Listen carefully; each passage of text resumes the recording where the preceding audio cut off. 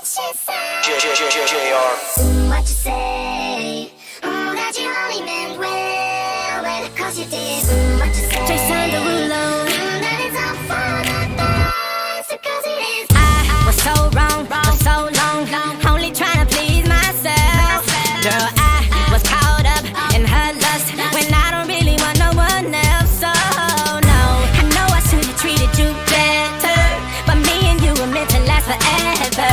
So let me in, give me another chance to really be your man. Cause when the roof caved in and the truth came out, I just didn't know what to do. But when I become a star, we'll be living so large, I'll do anything for you. So tell me, girl, what you say? That you only meant well, cause you did. What you say? What you say? What you say? That it's all for the best, because it is. What you say? That you only meant well, cause you did. What you say? What you say? What you say? What did she say? How could I live with myself, knowing that I let our love go? And ooh, what I do for 1/10, I just gotta let you know. I know what I did wasn't clever, but me and you were meant to be together.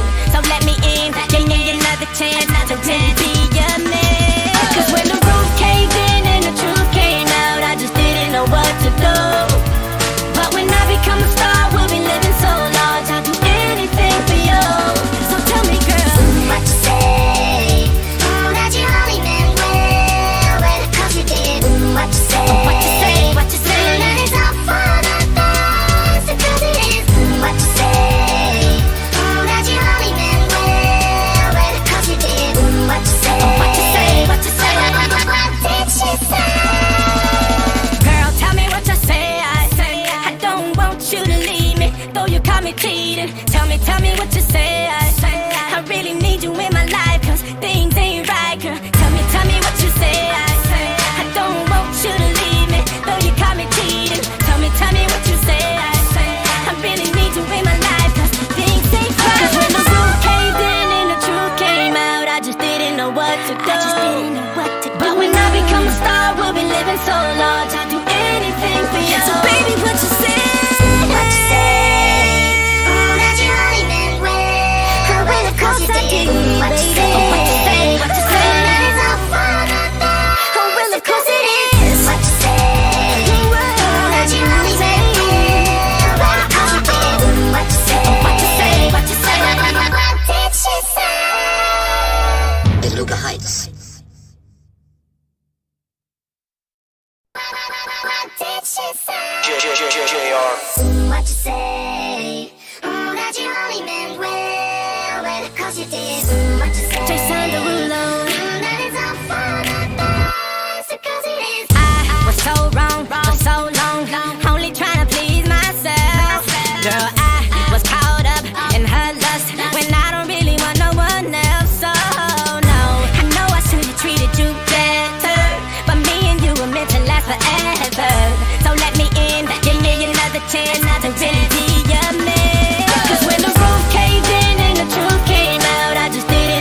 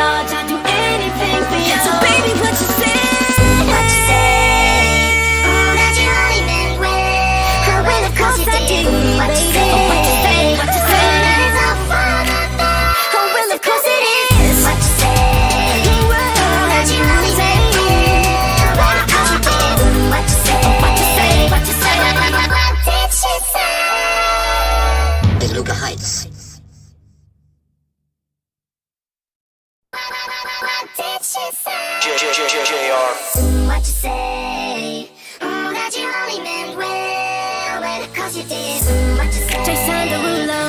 That is all for the best, because it is. I was so wrong for so long, only trying to please my.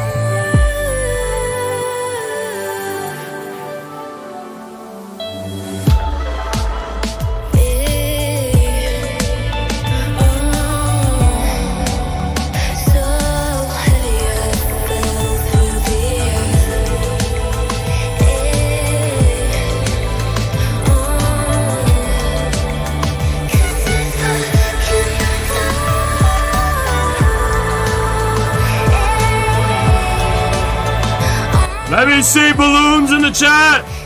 Let me see some balloons in the chat.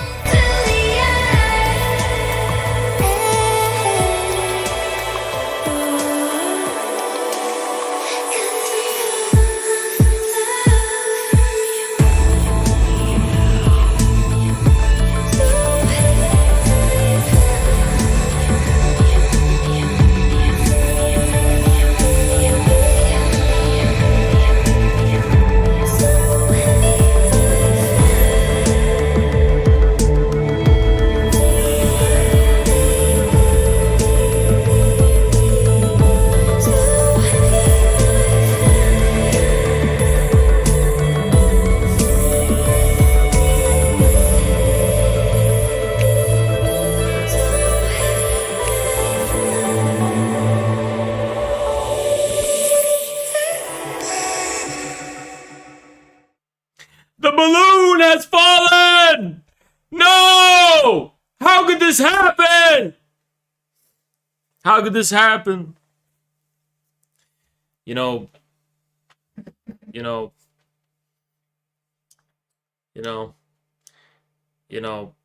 I'm gonna be real.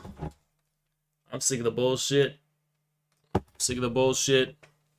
We're gonna do this for real. And I'm going to talk about it for real, okay? So, let's go and switch to a real microphone. Yeah, that's much better. Alright, ladies and gentlemen, the balloon has fallen. As we know, it's a late night balloon stream that I'm doing. And I'm going to tell you why I'm late for this stream. I was watching Black Adam with my father. I'm going to talk about that, actually. But before we talk about that, I want to talk about and give a eulogy for the balloon and commemorate the balloon. Because...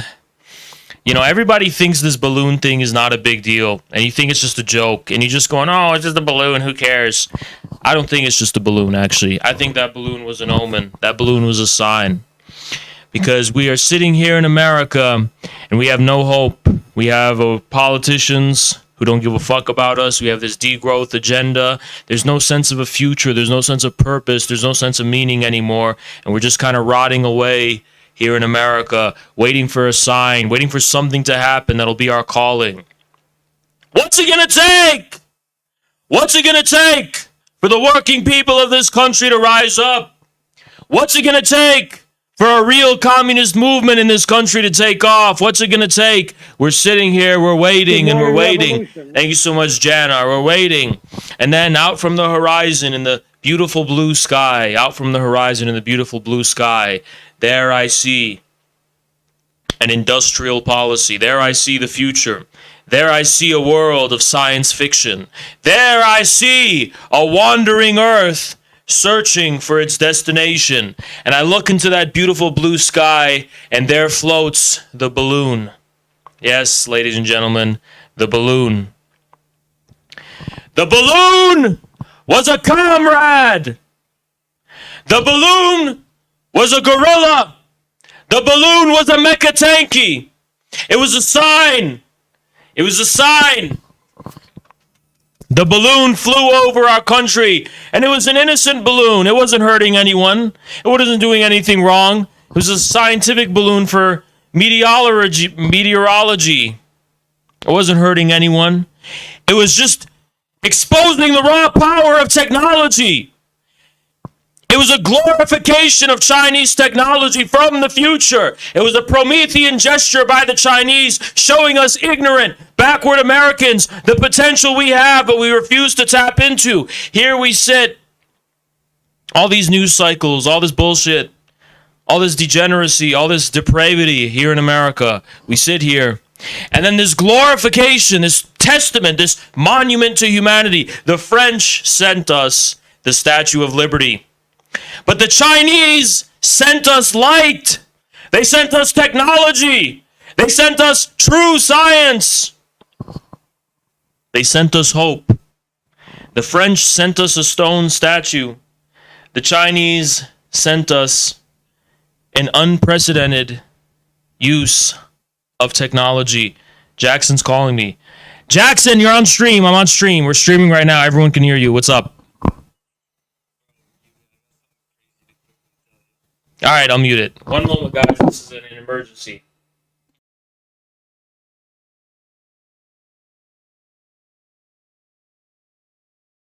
Based.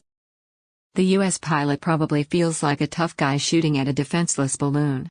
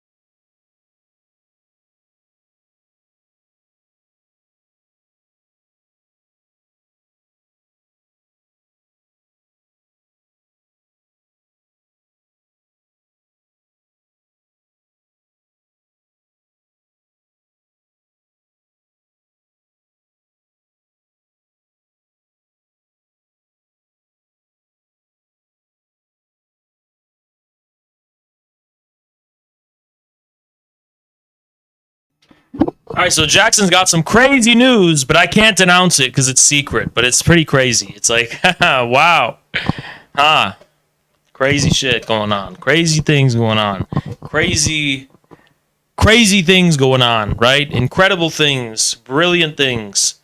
Anyway, I'm gonna continue my speech. Many people think it was just some ordinary balloon in the sky of no real significance. It's not an important balloon. It's not a world-changing event. And these people are liars and they're wrong. That balloon represented the Chinese not only lending their hand to us Americans, but announcing the new era of the future. We Americans are lounging about in our horrific public infrastructure, our decaying country, our decaying cities, the breakdown of our political system, the complete polarization of our country. It's a complete disaster under Joe Biden especially. And the Chinese sent us hope. The French sent us the Statue of Liberty. The Statue of Liberty was just a fucking pile of stone. It was just a chiseled stone. Based. Thank you so much, Janar. The symbolic violence of a floating signifier, balloon. The Chinese sent us the glorification of humanity and technology and science, the uplifting of humanity against the degrowth agenda. The Chinese showed us there's another way. That's the thing. That balloon in the sky, ladies and gentlemen, it was no ordinary balloon. It wasn't a white balloon either. It was a red balloon. As a matter of fact, it wasn't a balloon. It was a pill. It was a red pill. And it was the Chinese sending their red pill to our country to tell us Americans, there is another way. You don't have to suffer the stupidity and meaninglessness of the collapse of your empire. You can get up and rise and stand up for yourselves.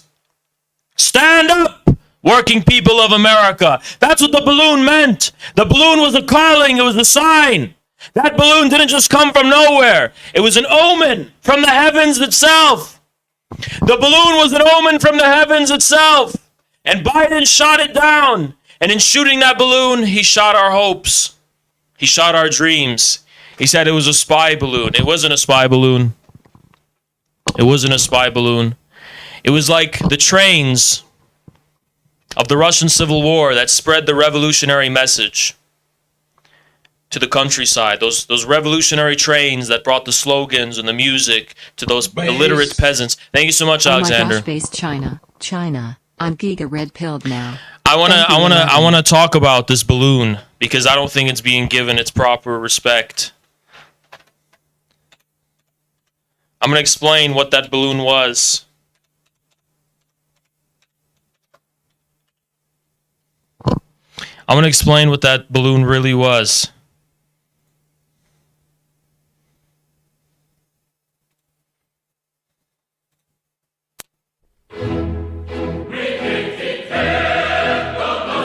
That balloon was a call to action on part of every American, man or woman, young or old. Thank you so much, Derp. That balloon was a calling from the heavens and from the blue sky above that there is another way and that there's a way out of this mess, and we don't have to be bogged down between this fake choice between the Democrats and the Republicans and this fake version of politics, these blue air SJWs versus these fucking degenerate anime profile picture people. There is another way. We should stand up for ourselves and enter into a new era where collective mankind can join together and overcome the challenges facing us posed by nature, posed by natural disasters, posed by disease, posed by poverty, posed by want, posed by hunger. That is the greatest war of all, ladies and gentlemen. And the Chinese were sending us a message in the sky. A call to war. Not war with them, but war on the collective enemies of mankind. And that enemy is our own ineptitude in the face of our own shortcomings and our own deficiencies. There is another way, ladies and gentlemen. You don't have to sit here and give a fuck about stupid shit like fucking gas stoves. The era of gas stoves has come to an end. The era of stupid, fickle bullshit has come to an end. The era of Ted Cruz and Ron DeSantis has come to an end. That balloon was a great red MAGA star in the sky. It was a great red MAGA star in the sky. That's what the balloon represented. Trump denounced the balloon, ladies and gentlemen. Of course he denounced the balloon. But did you know that under Trump's presidency, according to the Democrats in the White House, not sure if they're telling the truth or not, so take it with a grain of salt, but they claim that under Trump's administration, there were 3 balloons. That's what they're saying. They're saying there were 3 balloons under Trump, and that Trump did nothing. And that Trump ordered the military to stand down. Why? Because Trump was watching from his balcony in the White House, and he was looking at those 3 big, beautiful Chinese balloons, and he said, "You do your work, comrades in the sky, and I will do my work here in the neighborhood." And that is what Trump did. He saluted those balloons as a true American patriot. The balloons are the future of America. So, ladies and gentlemen, let's all join together. I want you to reach out your hand and grab onto the balloon. Grab on, let it carry you away. Let the balloon carry you to victory. Let us be carried by the winds of history to victory once and for all. That is what the balloon is, my friends. The balloon only goes where the fate, the winds of change, the winds of destiny. The winds of destiny will bring us to victory. We must merely grab onto the balloon of the people and let the winds of fate carry us to our historical conclusion. Let us get all aboard the balloon of history. Let us latch on to the balloon of history. Let it carry us, brothers and sisters. Let's go. Let it carry us. Let it take us away. Let the balloon of the people take us away. Let the winds of history take us where it needs be taken. That, my friends, is what MAGA communism is all about. That, my friends, is what being a mecha-tanky is all about. We will follow the people even if they jump down a cliff. That's what Xi Jinping says. If they dive into the ocean, we will learn how to swim like fish. We will carry on the balloon in our hearts. Thank you so much, Noscast. With a mirror on Tim Pool, y'all would school them. It's only a matter Thank you of so much, time. Noscast. Infrared rising. Appreciate you, Noscast. But ladies and gentlemen, this balloon is far more than what it appears. It's no mere balloon. You understand? It's no mere balloon. It is in fact the future.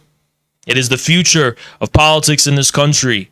And we will, everyone, stretch out your hand and clench it and carry on that balloon string and let it float you away. Let it lift you from the ground as it drifts away and floats, letting the wind carry it. My friends, the balloon is China's victory. China is not conspiring against America. The winds of history itself have placed China in such a decisive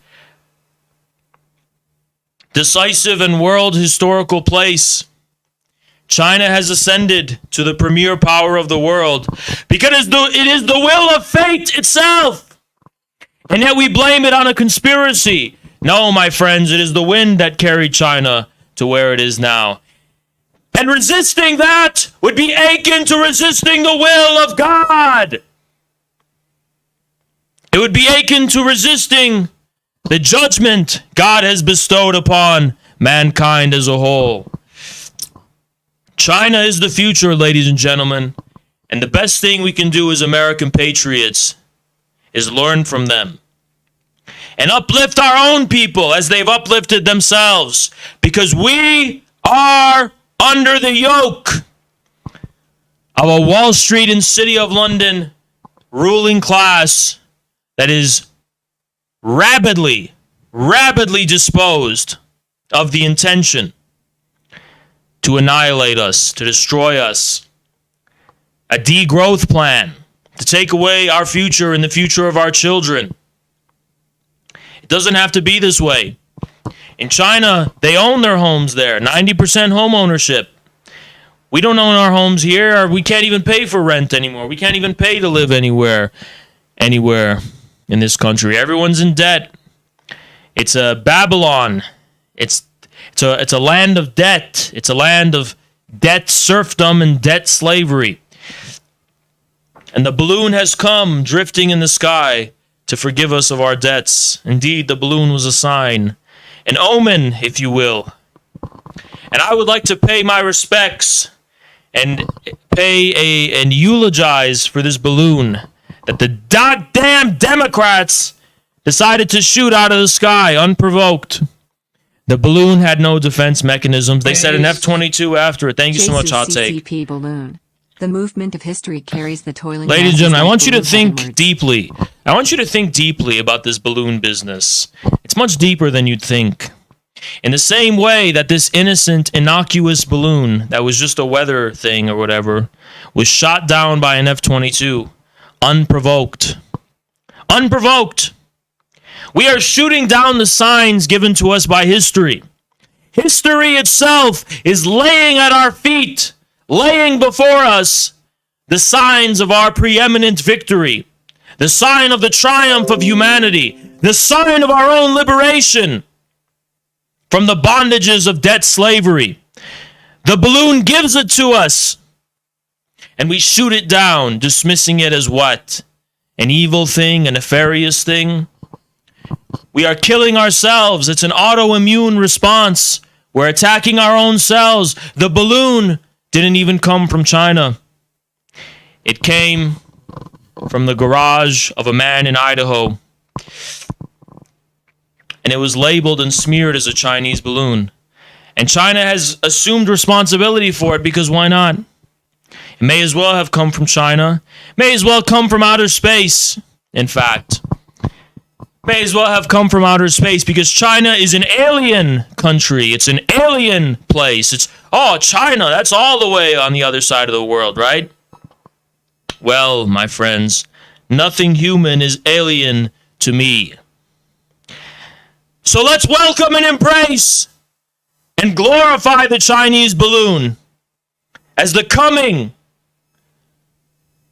of a revived and rejuvenated and mighty humanity, resisting the Great Reset, resisting the will of these evil scumbags in power who want to keep humanity in chains forever. If China is our ally, so be it. We celebrate the Chinese balloon. China is our ally according to the will of fate, according to destiny. It's not even doing it on purpose. Just by existing, just by being, China is changing the world. And I accept this, and I welcome this. I welcome our Chinese brothers and sisters in humanity. And I welcome us walking in together into a new era of world history, of a liberated mankind, of a mankind that has reassumed its dignity amidst hundreds of years of slavery. It is high time we stop fear-mongering about balloons. It's high time we embrace balloons once and for all as the future.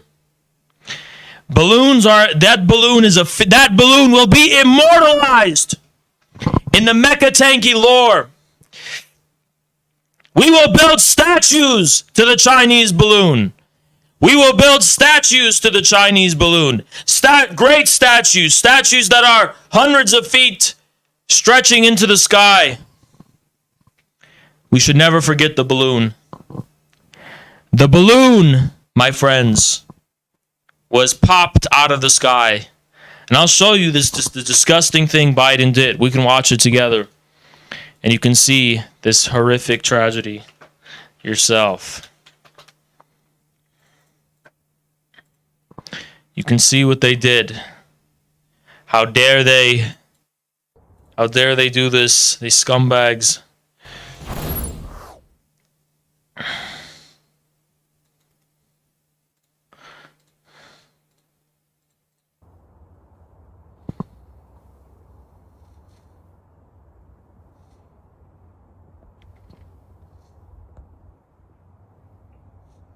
Get away from our balloon!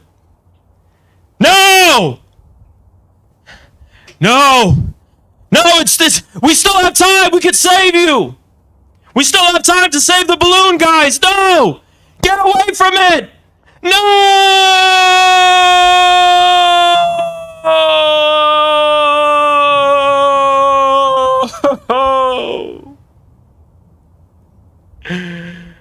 No! They just shot it down. I can't believe this!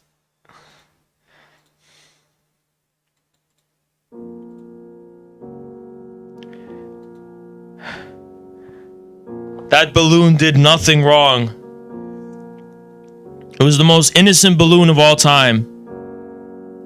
And look what they did. All for what? To prove a point? To kill our hope, to kill our future, to mock us in our faces.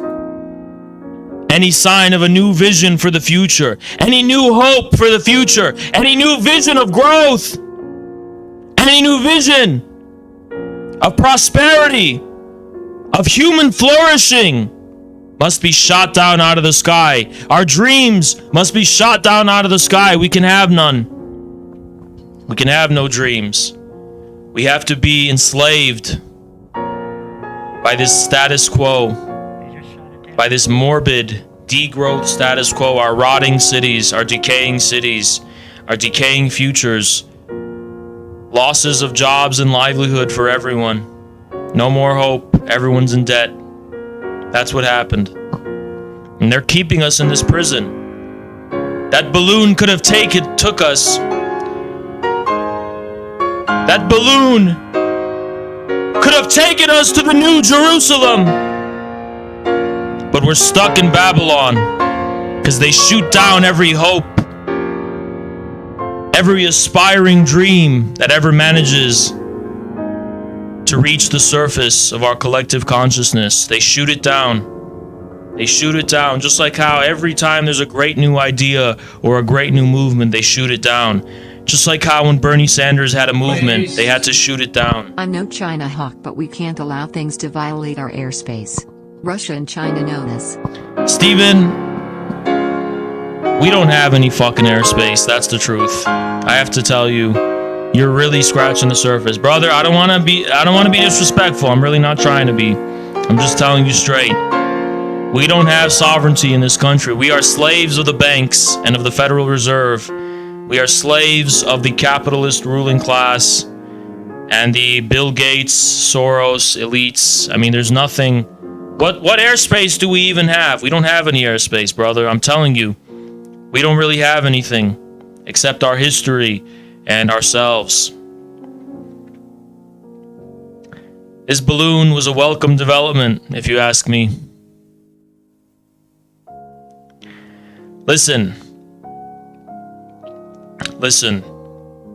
When Bernie Sanders' movement launched, the shitlibs had to join it and fuck it all up. They had to shoot that balloon out of the sky because the possibility of anything changing politically must be terminated. They sent their Terminator to destroy it. When we launched our CPUSA 2036 initiative, the feds sent in shitlibs like Hakeem's Second Thought and others to completely shit up our effort to take over the CPUSA because they had to shoot our dream out of the sky, just like Biden shoots out this balloon out of the sky. You see, they kill our ideas, they kill our dreams, they kill our hopes. They don't want their pure blue sky to be interrupted by a miracle of any kind, a miracle that would inspire us and rouse us into indignation, rouse us into dignity, rouse us into a revolutionary rage. A rage that could shake mountains, a rage that could stir hurricanes and tsunamis in the sea. They want us complacent watching the NFL, watching football, sitting around eating hot potato chips and hot Cheetos, just sitting around doing nothing, watching pornography and playing video games, owning nothing and being happy in a pod eating bugs. That balloon, my friends, that balloon was the mission to Mars. That balloon was the mission to the moon. That balloon was space exploration and colonization. That balloon was our future. And they shot it down out of the sky. They shot it down out of the sky. They shot down everything we aspire to. Greatness, wonder, achievement. That's what they shoot out of the sky every day. And they did it all in front of us. The Chinese just sent a innocent, wandering balloon that got cast adrift by the winds. And it made the American public lose their minds. Our politicians joined in the chorus, feeding and generating this corruption as they all feed like pigs at the trough, feeding at the trough of discourse and fear and ignorance. If only we had opened our hearts to the miracle of the balloon, the big balloon in the sky. If only we had opened our hearts to this big balloon floating in the sky, and we aspired to something greater than what we are now. I am commemorating that balloon. I am commemorating the balloon. What a tragical loss to all of us. Alright, you know what? I'm going to ruin the joke and just explain what I'm doing, because there's probably a lot of stupid people who don't understand this stream. Now, the truth is, that balloon was just a stupid fucking balloon, and it doesn't matter, right? It's completely meaningless, actually.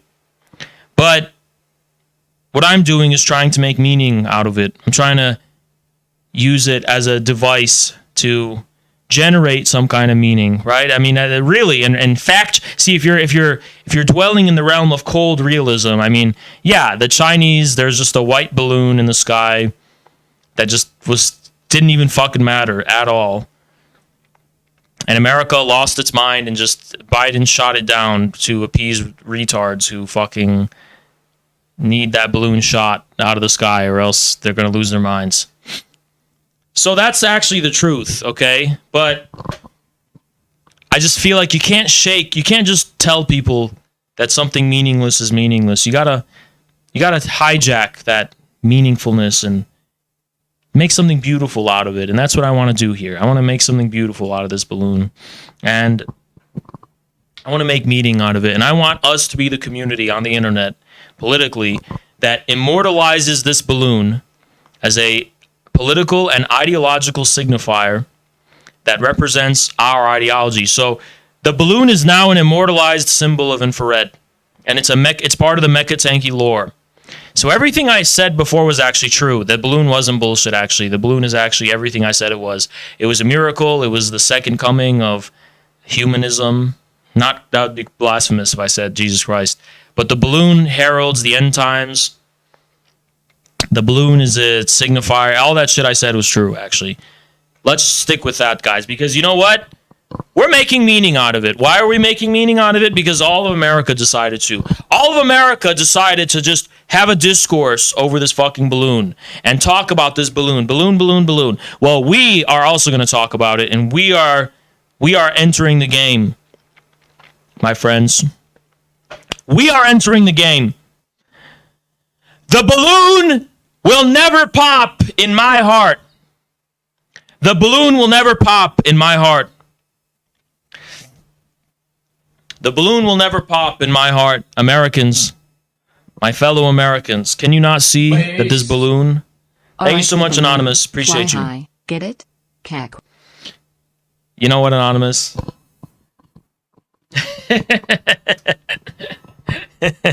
Listen, okay? Listen. This balloon is the single most important thing that has ever happened in any of our lives. Yeah, this balloon is the most profound event of all American history. Second only to the gas stove affair. Second only to the gas stove affair. The balloon is the single most important thing that happened in American history. More important than the 1776 Revolutionary War.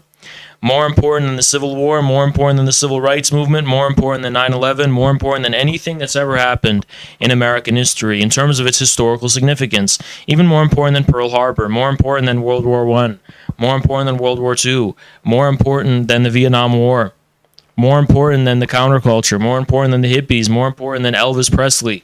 This balloon, unironically, I'm not even kidding here, is the most important thing that has ever happened in American history. And I'm going to explain why that is. I'm actually going to qualify why I'm saying that. I'm saying that because American history is like a blockchain. It's a pornographic blockchain, right now at least, and it's filtered through this spectacle that is always and forever generating this immediate discourse, ranking levels of importance for certain events based on how much attention and jibber jabber they generate. And Americans may very well forget about this balloon a week from now, but right now as we speak, this balloon is unironically more important for American history than 1776. Because it's what's hot on the menu. It's what everyone's minds are consumed with. It's the one signifier, right? It's the master signifier gluing together the entire blockchain of American history. Without this balloon discourse, there's no America. After all, Hegel said, history is a blank page. History is a blank page. History is only kept alive by new events. Gas China sent from the nether to destroy America. Farrakhan, thank you so much. I'm trying to explain my balloon theology. This is unironically not a joke. This is not a joke, by the way. Okay? History is a blank page, according to Hegel. That means there's nothing actually that exists in the past. The whole past is carried by events, future-oriented events, in a living history that is here and now, right? Unironically, the balloon event, the entire fate of America hinges on it. Now, when Americans forget about it in a week and they start arguing about Pop-Tarts, then Pop-Tarts will become the new big thing. That's the most important thing ever. But right now, as we speak, it's the balloon. And I'm putting my foot in the ground and I'm deciding that I'm not going to let it go. I'm not just going to let this balloon pop. We are going to immortalize the balloon as an eternal symbol of the infrared movement. I'm not just going to let this go. I mean, yeah, next week it's going to be about Pop-Tarts. And a week after that, it's going to be about sandals or something. I don't know, about Crocs. There's going to be a Croc scandal because the Chinese are, I don't know, Iran is poisoning Crocs with sorcery or some shit. And it's just, there's always going to be a new thing, right? But I'm not going to just forget about this. Because if we remember the balloon, we can remember everything else about American history that always gets forgotten, that we're always getting gaslighted about. We can remember 1776 and the Civil War and all the actual things that matter, right? This is our way of reclaiming American history amidst this pornographic spectacle that's endlessly churning out bullshit news that doesn't fucking matter. We are clinging to this balloon and we're going to allow it to carry us away into a real people's history of the United States of America. They're saying, Hans, why are you choosing the balloon? Because from an astrological, dialectical perspective, I just think it makes sense. The balloon is this strange foreign object from China. It's almost like a red star in the sky. Thank you so much. Chopin's funeral march music was reserved for the deaths of dignitaries, and such was this balloon. Exactly, right? But no, it makes sense dialectically speaking. The balloon is from China, representing the new era, the Chinese era. The balloon is also something Americans were fear-mongering about because it was misunderstood. I feel like there's just such a, I feel like there's a privileged significance about the, I could forget the balloon and we could just make it about Pop-Tarts or gas stoves or something. But I think the balloon is just, I think it's like Julius Caesar's comet that everyone in Rome saw after he died. And they said, you know what, that's not just an ordinary comet. That comet represents Julius Caesar's apotheosis. And it epitomizes the entire significance of not only Julius Caesar's death, but the entire history of the Roman Republic. And I believe we should do something similar for the Chinese balloon, except for the entire history of the American Republic. That's what I believe. I believe the balloon matters. I'm the only guy who's going to stick their neck out and say this balloon matters. We care about this balloon. The popping of this balloon out of the sky was the single worst thing that has ever happened in the past 2 days. Or 12 hours. The shooting of this balloon out of the sky is without a doubt and without any easily, it is the single worst, most horrific, terrible tragedy to have ever happened within the past 12 hours, okay? And that should mean something because, again, the news cycle will make us forget about the last thing we're going to remember. See, infrared does these vibe shifts. We have mecha tankies, we have the MAGA communism, we have other things, red pill Marxism, which is kind of on hold right now. But it's like a blockchain where it's all harmoniously succeeding each other and it's coherent, right? There's a continuity. The post-balloon era of American history. Exactly, Diogenes. This is now officially the post-balloon era of American history. This is post-Chinese balloon era of American history.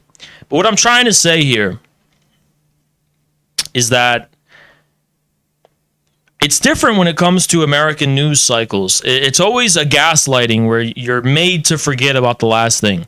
Now, does MAGA communism make any of you forget about mecha tankies? No. That has been fully integrated into our entire aesthetic and worldview, even to this day.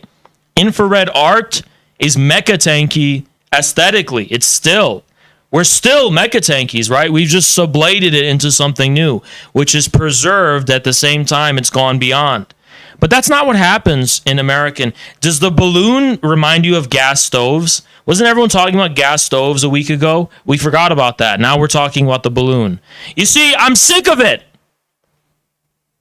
I'm sick of the bullshit. I'm sick of how we are being, jeered and jolted in every fucking which way direction. It's stupid. We look stupid. We should feel stupid. It should make us feel stupid. It should make us feel ashamed. Because it's a silly, silly thing. It's a silly, silly thing that we're being subjected to here. Okay, this balloon stuff, it's a fucking embarrassment. But we're going to save us from embarrassment, and we're going to immortalize the balloon incident in the future history of infrared. So everyone, remember the balloons. Now, I want to talk about Black Adam, because I just watched this movie called Black Adam, and it reminded me of Hakeem and all of the red lib, post-colonial, tropical social democrats on Twitter. The Palestine emoji ones who put the Palestine flag but also side with the OnlyFans revolution in Iran. The single biggest supporter of the Palestinian people by far. The tropical PSL socialists were actually the protagonists in Black Adam. Black Adam is an interesting movie because it depicts the zeitgeist, and you probably have to watch the movie to understand this, but I'll give you a rundown. Black Adam takes place in a city, a Middle Eastern or Ethiopian-looking city called Kandak, right? And the city is currently under occupation by mercenaries.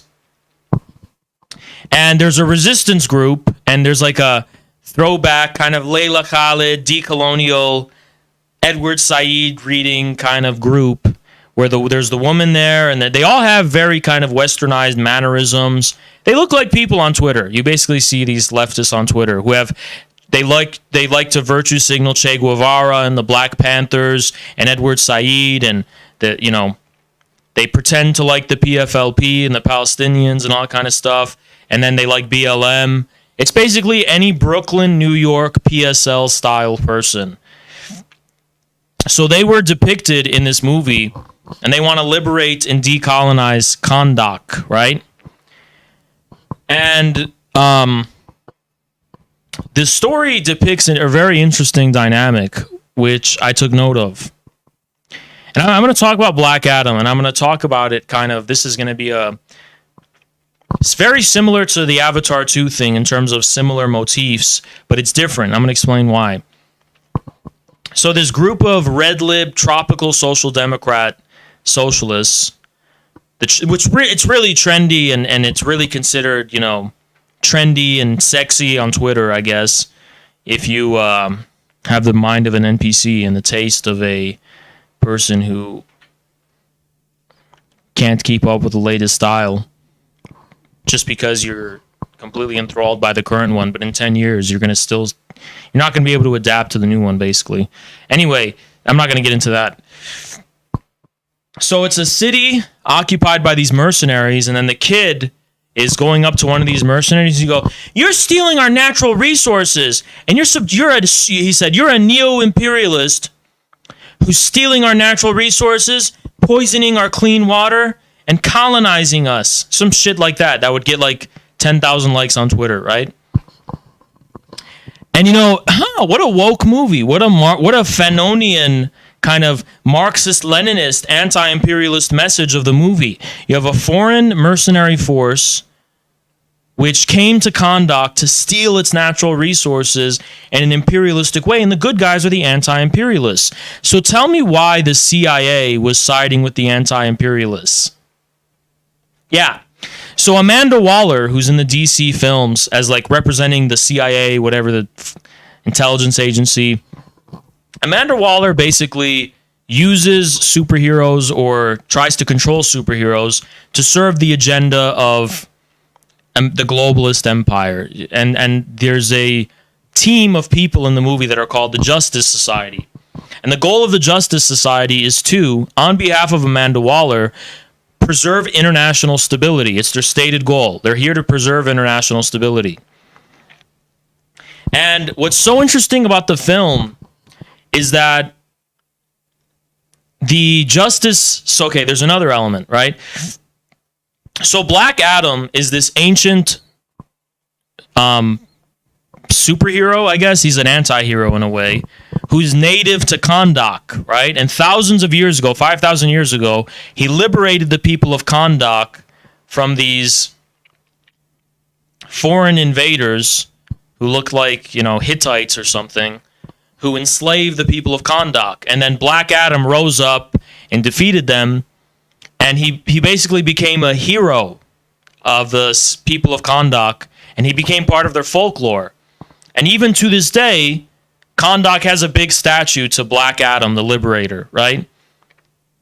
So, Black Adam gets resurrected somehow. It's not important. And he has all of his powers, and he's almost like a god. He's like Superman. He's like killing all these mercenaries. He's taking them out, and the people of Kahndaq are cheering him on, right? So the Justice Society, which is working for the CIA, takes note of this. And they're like, okay, we got to go control Black Adam because he's too dangerous and he's killing a lot of these mercenaries. Superheroes aren't supposed to kill people, right? So they go and meet Black Adam, and there's kind of a scuffle. There's like a little fight between them at first.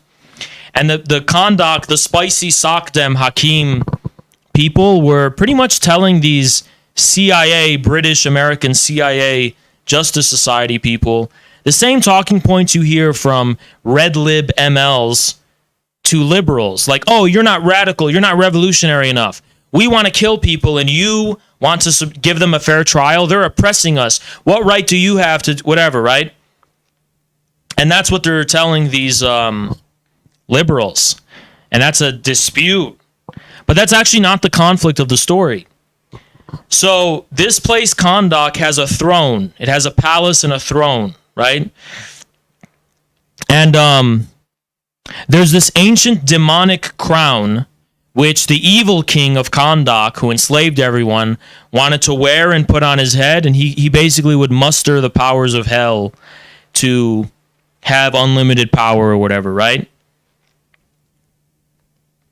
So it's revealed that the mercenaries that are occupying Kahndaq are not actually being hired by foreign forces. There's a person in Kahndaq who's the descendant of that evil king, who is themselves native to Kahndaq, who wants to wear the crown and become the leader of Kahndaq with the power of the crown and basically conquer the entire world or something of that nature, right?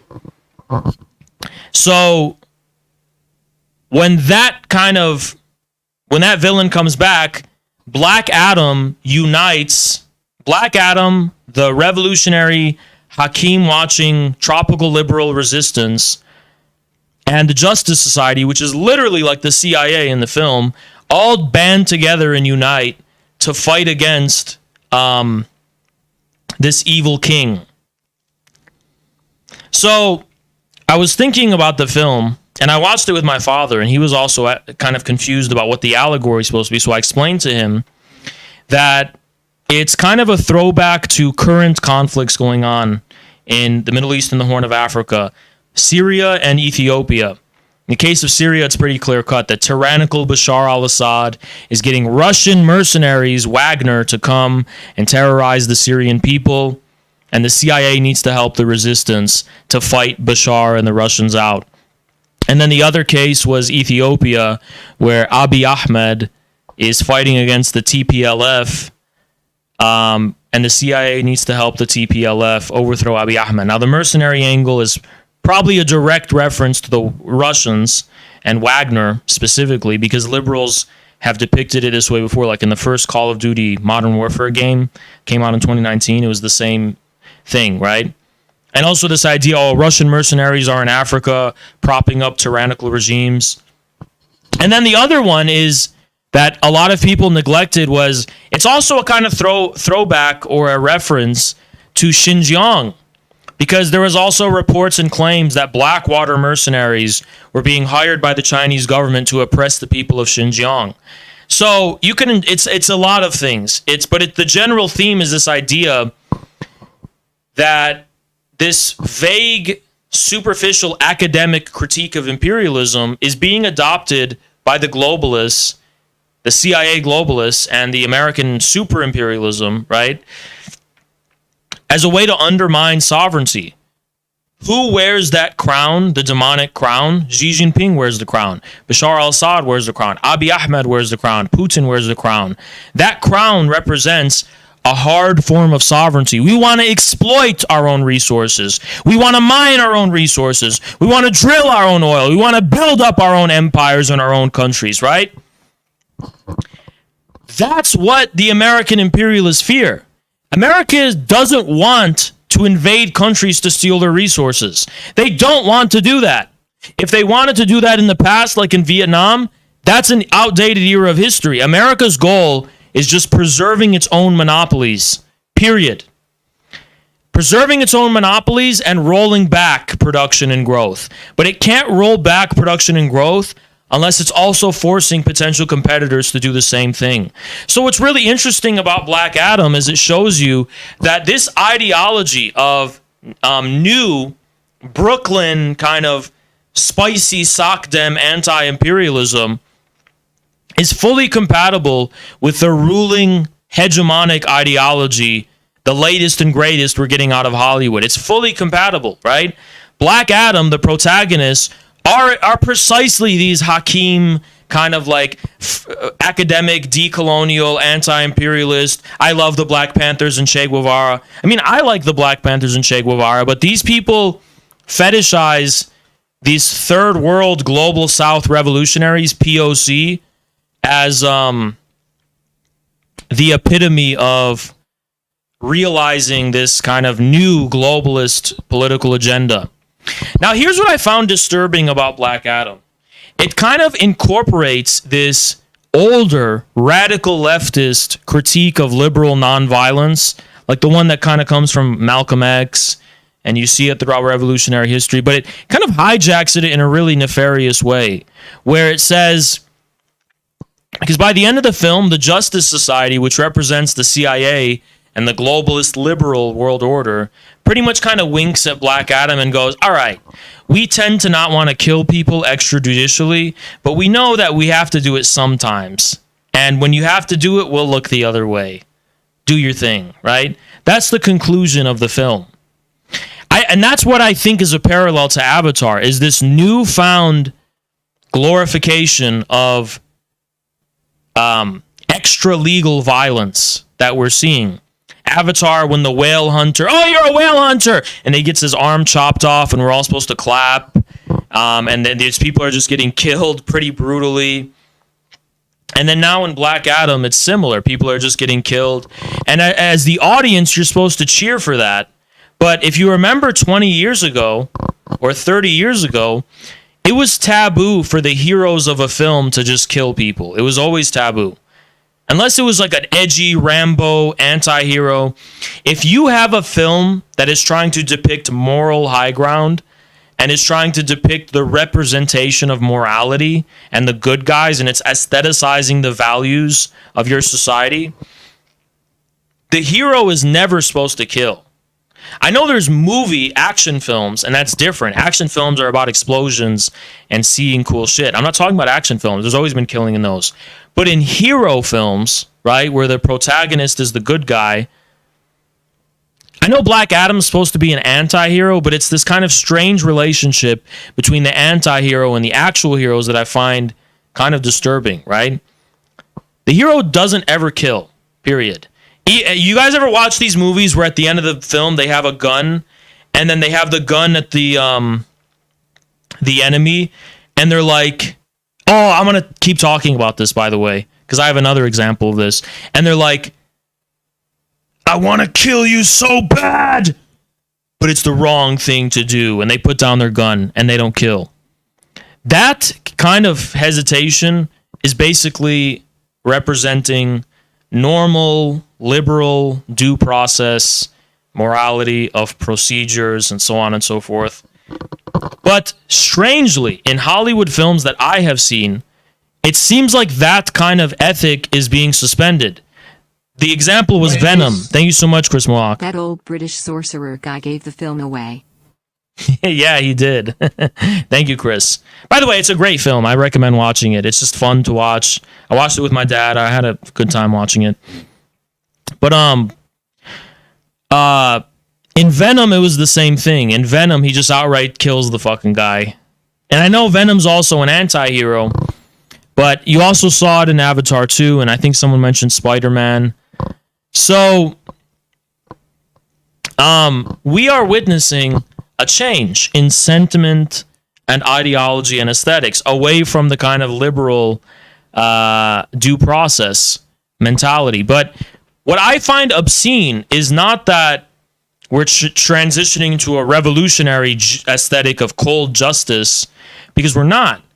It's an obscene fascistic violence, which is always about look the other way, wink, wink, wink. According to our own morality and our own ethics, this is the wrong thing to do. But wink, wink, wink, we're going to do it anyway because it fulfills our aesthetic desires. It feels good to do it, and there's some obscene, irrational excess within us that wants to kill, so fuck it, let's do it. I find this to be one for one a fascistic aesthetic, because fascism didn't actually destroy the bedrock of foundational liberal institutions. What fascism actually did was be this obscene, aestheticized, theatrical layer on top that said, let's suspend our liberal morality and let's just kill, kill, kill. Now, communist violence is quite different. Communist violence fully admits to the role of revolutionary terror. During the Bolshevik Revolution, for example, in the Red Terror, they said Red Terror is a horrible fact. But it's a necessary tragedy. That's the aesthetic of the knight of the proletariat, Felix Dzerzhinsky. Nobody feels good killing anyone in communist violence. You don't feel good doing it. It's a necessary violence that does correspond to the passion of the ideal of the revolution, but it's not based on this whimsical kind of feeling. It's based on the necessity of defending the revolution. It's based on a form of collective survival. So it's very different from the fascist kind in terms of its aesthetic. It's almost like you have to. It's just because it's in defense of the collective event. It's not because it makes you feel good or because you want to do it. It's not speaking to that extremely grotesque, anti-human feeling people have to suspend their humanity and their human morality in the name of some aestheticized, oh, it feels good, yeah! No, that's not revolutionary violence. It's never been revolutionary violence. Malcolm X has always advocated for self-defense, and that was his critique. He was not saying, let's have fun killing all these people! Woo! Killing! That was not his, that doesn't come from any revolutionary tradition, right? So anyway, Black Adam, to me, is kind of alluding to, or it's anticipating, or it's giving representation, at least. It's giving representation to this newfound alliance between these PSL, Red Lib, Antifa, whatevers. Also, the POC, Global South, Hakim types. Hakim, for example, in Iraq, is serving soft power, American soft power, because Hakim, objectively, within his own country, represents opposition to the Muqawama, right? Hakim basically saying, oh, I'm against the Muqawama. I'm like that guy in the Black Adam film. I'm against all the imperialists, right?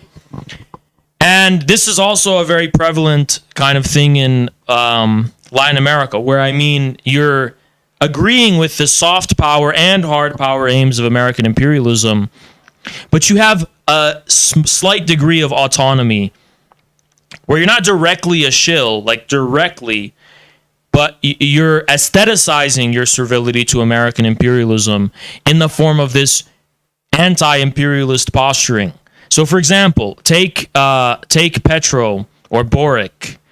We want to curb our own nation's sovereign industrial production and oil extraction.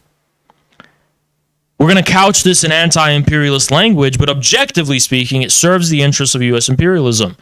Literally, what the U.S. elites want. They want that. That's their goal. They don't care about the ideology. They don't care that you're reading Fanon. As a matter of fact, they can maybe appreciate that they do need to get their hands dirty. And just like how they use Azov Nazis in Ukraine, they would love to use some deranged Maoists or spicy Socdems or Antifa people that will use violence in an extrajudicial and extra legal way. And I need to remind people that communists are only against liberalism when it comes to it opposing the interests of the working people.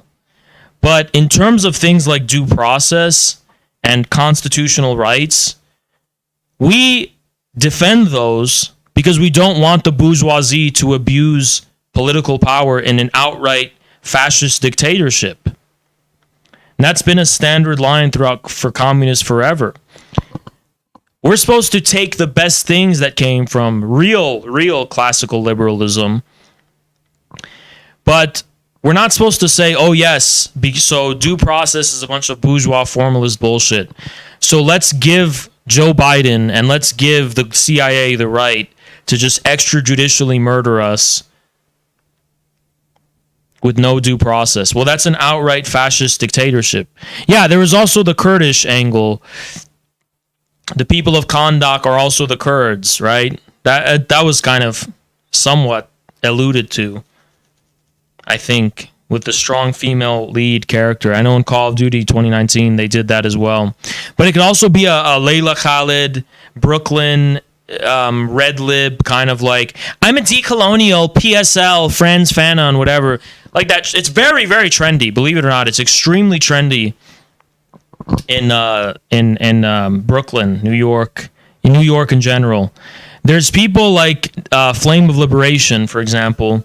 Do you guys know Flame of Liberation doesn't really have an ideology? That guy is just going to pro-Palestine rallies literally to get pussy. Because that form of politics is very trendy over there. Like, all these young women are like into that. It's not like it's a normie thing, basically. It's not like a thing for fringe weirdos. Flame of Liberation's a fucking fringe weirdo. But he is genuinely like, oh, there's a bunch of like hot girls who are into this pro-Palestine stuff. Middle Eastern women. Let me go fucking LARP as being pro-Palestine so I can get some pussy. He never gets any, by the way. But that's a great example for understanding why. And that's really the kind of sentiment which is not only internal to America, it's a new global sentiment that Hakeem is speaking to. The people of Kahndaq are very Americanized. They're extremely Americanized in the film in like every way, right? And they're Americanized in the same way someone like Hakeem is Americanized. Now, there's an interesting part of the film I also want to talk about, which is the end. So Black Adam defeats the evil king who is sitting on the throne, which represents Kahndaq's sovereign power, basically, right? So, at the end, the woman is like, why don't you rule Kahndaq, right? So he goes, okay, he sits on the throne, and then he goes, this doesn't feel right. So he gets up in the sky and he smashes the throne. Can you pay attention to how absurd this is? He has no problem killing people, doesn't hesitate. But now he's all of a sudden a moral man when it comes to sitting on the throne and ruling the land. He said, it doesn't feel right. It's wrong. Where does this come from? Where does that morality come from? Where does this aesthetic, where does this ideology come from? Again, it comes from the U.S. The number one enemy of the U.S. is not blue people or the natives of Kahndaq resisting the poisoning of our water and their extraction of our resources. No, the number one enemy of the U.S. is sovereign power, right? Polar sovereign power. He destroys the throne of Kahndaq because Kahndaq is going to be a horizontal democracy, feminist democracy of feminista POC women POC feminista women, right? So he smashes the throne, symbolizing the smashing of Kondakian sovereignty. So what is Kondak in real life? What is it an allegory for ideologically? What does it represent? To me, Kondak represents this kind of POC void globalist liberalism can draw from. If they need spicy kind of, just like they need Azovites in Ukraine, if they need some kind of extremist violent sentiment to weaponize to further their own ends, they can always draw from Kondak, right? That's what Kondak represents to me. It's like, it's a zoo for globalist liberalism to take people from there and use them again. If I need to kill someone, we get the people from Kondak to do it. They're happy to do it, right? They don't care about our civilized liberal ways, right? So it's interesting, right? There's a lot of ways of thinking about it, but Kondak is I love that part where he smashed the throne because it reminds me of all of these feminista Hakim, the D program, whatever you call these the red lib, especially women. They're like, oh my God, you're a colonizer. I'm a POC women. You're a colonizer. I'm an anti-imperialist. I'm a Marxist-Leninist. But when push comes to shove, you don't have anyone sitting on that throne. You don't have the signifier. You don't have the phallic function. If you understand Thank you, PJ. the quintillion effect, the BIS system and the petrodollar, then you'll understand why they back who they back. Of course. Thank you so much, PJ. Of course.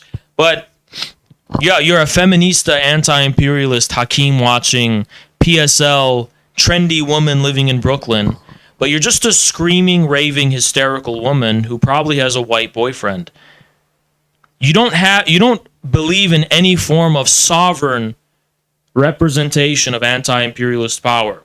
Because that's Russia, that's China, that's Iran, right? Russia, China, Iran. That's sovereign power representing the anti-imperialist position in the positive. The people of Kondak just want the white boyfriend, but they want to be able to complain to their white boyfriend, but they still have a white boyfriend, and that white boyfriend is the CIA. So it's an interesting dynamic because it epitomizes a difference of positions. The Hakim Red Libs are not multipolar Marxist-Leninists. They're unipolar Marxist-Leninists who are adding a pretense to Soviet-era revisionist Marxism-Leninism as an obscene supplement to globalist liberalism, to do the dirty work of the globalist liberals for them, right? But we are multipolar Marxist-Leninists. Our Marxism-Leninism is about establishing true challenges to the hegemony, like not in an anarchistic way, as an alternative. We don't want to be defending the resources from exploit. We want to exploit our own resources, for example. You know who's exploiting resources? It's China. It's not America. China's the one who's driving real production forward globally. Of course, it's in the interest of Hollywood and the American deep state to promote these narratives against extractivism because America is out of the game. America is maintaining its current extractivist monopolies, but those are rapidly dwindling in the face of China's rise, right?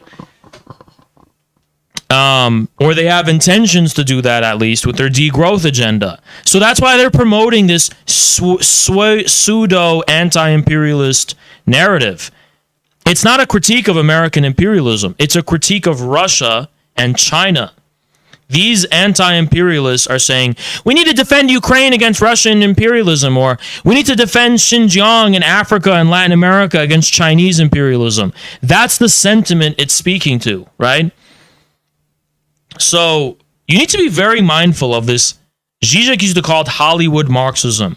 Hollywood seems like it's peddling these Marxist narratives all the time, but you just need to be mindful of what it actually means, because a lot of people will watch Black Adam and go, oh my God, this is like such a anti-imperialist message in this film? You're just going to neglect that the CIA is on the side of the anti-imperialists? Why do you think that is, right? Because they're critiquing Bashar al-Assad and Russia for being in Syria fighting ISIS. That's the fucking point of that film. And if you can't see that, I'm sorry, but now you can, because I put together the pieces for you, right? That's what that film is actually about, though. The film is about Bashar al-Assad and Putin in Syria. Thank you so much, Chris They Malak. seem like Hilferding type people. They want to sublate American hegemony, sublate finance and rentier capital. Who? I don't think, if you're referring to the leftists, I don't think they want to sublate that. I think China's sublating it. I think what they want to do is supplement these things or guard them. They want to guard American hegemony, finance, and rentier capital, right? They're the guardians of it. They want to protect it, just like they're See, all of this rhetoric, for example, there was a recent Department of Defense spending bill that was given the label of water conservation or something, the water department. And you can find like dozens of pages where it's deploying all of this anti-imperialist rhetoric about promoting indigenous water protectors and custodians of the land across the world. And it's a direct, it's about China. It's about China's Belt and Road Initiative and undermining China's Belt and Road Initiative. This is actually what it's about, right? But you see them doing this, right? You see them doing this, and all of this language of the water protectors and the forest protectors and the nature protectors is a direct allusion, actually speaking, to the defense of this kind of passive streams of rent that are being exacted from financial ruling class, basically. Nature is an illusion for the passivity of rent.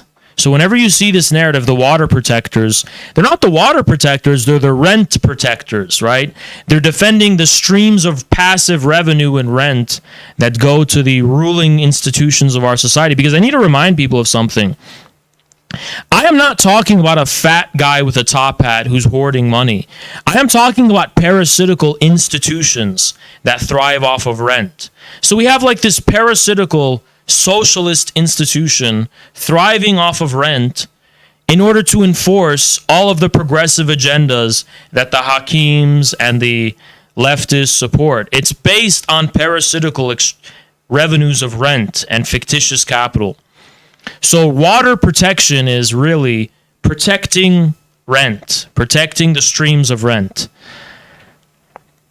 And that is what that allegory represents. Thank you so much, The King. In regards to liberals embracing fascist violence, do you think the Purge started this trend? No, I think the Purge... here's my interpretation of the Purge very briefly. The Purge does not glorify violence, but the Purge is a critique of American conservative libertarianism. The Purge is basically trying to find a way to depict America's permissive libertarianism as something oppressive. Because here's the paradox of the Purge when you think about it. The Purge is not a dystopia of an authoritarian government oppressing people. The Purge is just, hey, we want more freedom. Here you have the freedom, go kill. You have that freedom. So how is it that in the Purge there's these resistance fighters fighting against a freedom? We want more restrictions and regulations. How do you... It's a very liberal film, really. Like, the Purge is free market capitalism of low taxes and Second Amendment rights and so on and so forth. That's what the Purge is about. It's a liberal fantasy that tries to justify how liberals simultaneously see themselves as fighters against oppression and injustice and authoritarianism, while at the same time, in actual political content, arguing for the government to step in and control us even more. Like in The Purge, the government are the bad guys, right? But the reason the government is bad is because it's giving people too much freedom. It should take away our freedoms some more, and then we can be free, right? So that's what The Purge is about, right? And it's trying to give expression to that paradox. And no, it's not about anarchism. It's about free market capitalism and how proponents of democratic socialist welfare state socialism are trying to make the case that, yeah, even though our government is bad, we want it to control us more. So it's interesting. It's an interesting thing to think about there. That's my take on The Purge. But Black Adam, yes, it is a fascistic violence, and it's not fascist because it's violent. It's fascist because of the relation it has to ruling liberal institutions. It's an obscene supplement. I know we all find it satisfying when we just kill the villain, right? We all find that satisfying. In a superhero movie, every time the superhero is hesitant to kill the villain, I know we all cringe a little bit, don't we? But this is how the movie tricks us. Because the truth is, liberalism cultivates fascistic instincts and feelings, and then it represses them.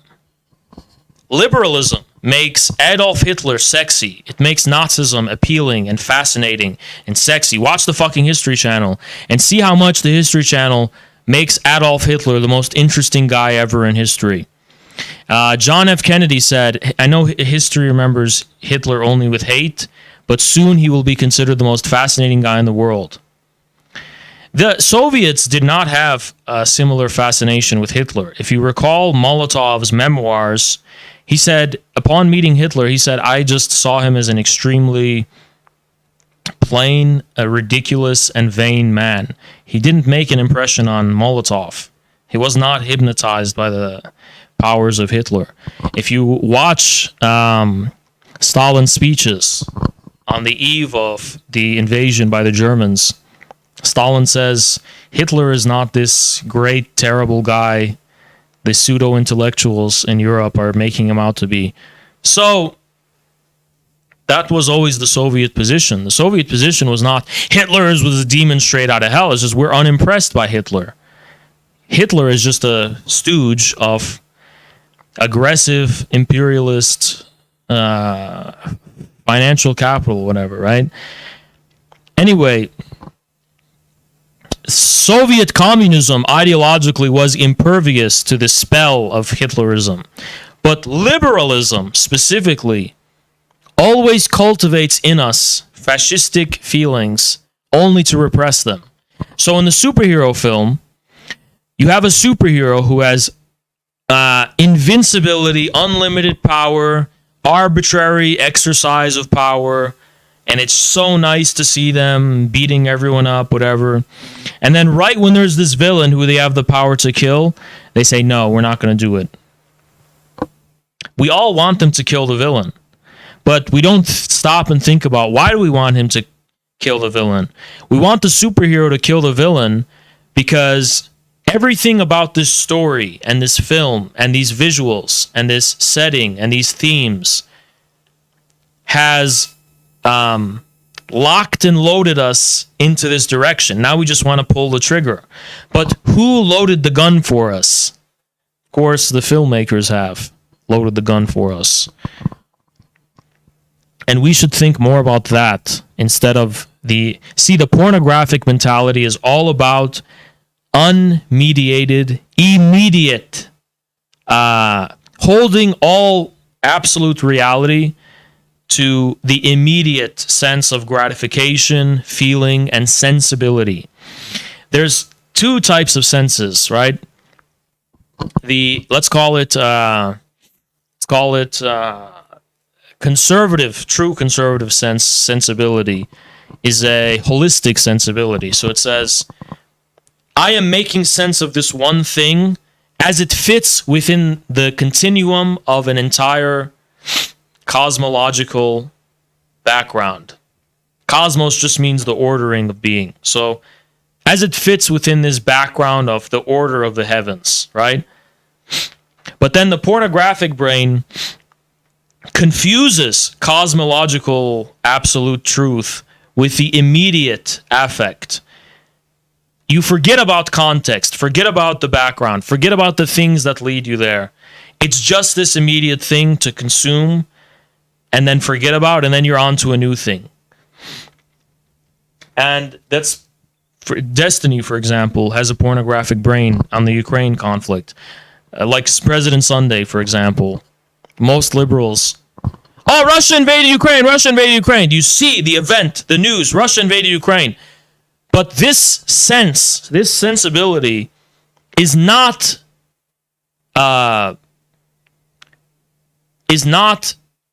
compatible with any kind of broader, more holistic context that you're aware of, even intuitively. You're not aware of any background. It's a complete void, and then events appear before you in the void immediately, no mediation, right? And then that's it, right? There's no way of saying, okay, Russia invaded Ukraine. This is the broader context of how this happened.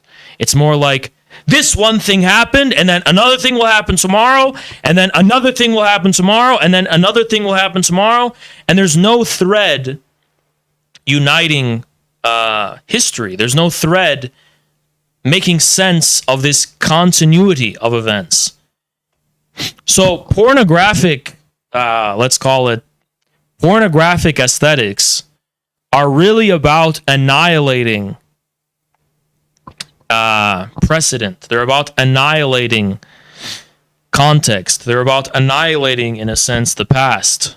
The pornographic aesthetic is like a dog chasing a tail. It's just wherever the tail goes, you will go.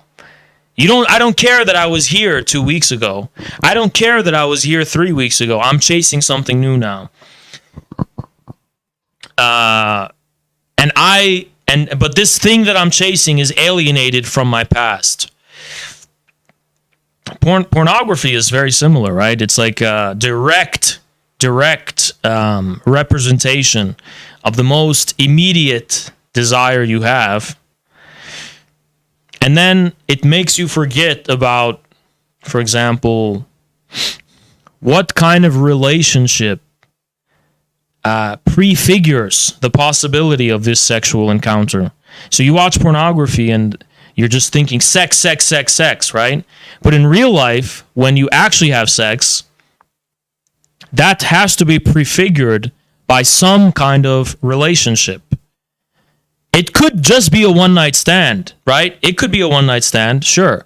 But that's still some kind of relationship.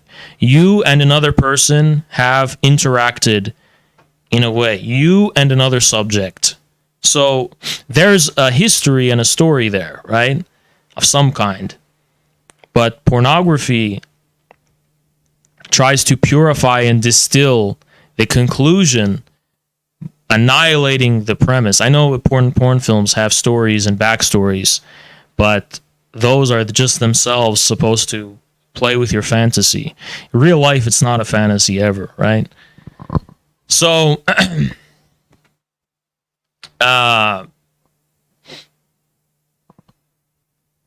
yeah. So, of course, yeah. So that's what we're talking about here. That's what the Chinese balloon and all these other things. Americans have a pornographic brain, of course. And what was I saying before, though? I was saying, scrolling up in the chat to remind myself of what I was saying.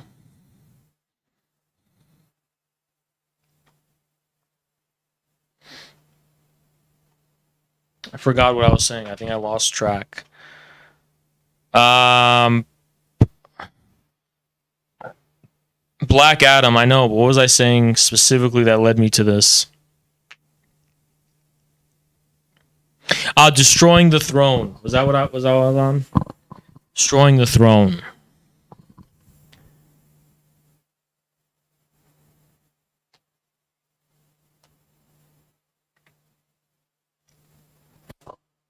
Yeah. Guys, I like using the microphone a lot more because I'm not very confident that this is picking up this other mic. It picks up everything. I just feel like this one, like I'm speaking directly into it. Everything I say can be heard. I'm speaking with so much purpose right now, right? But this is something I'm going to use late at night because it's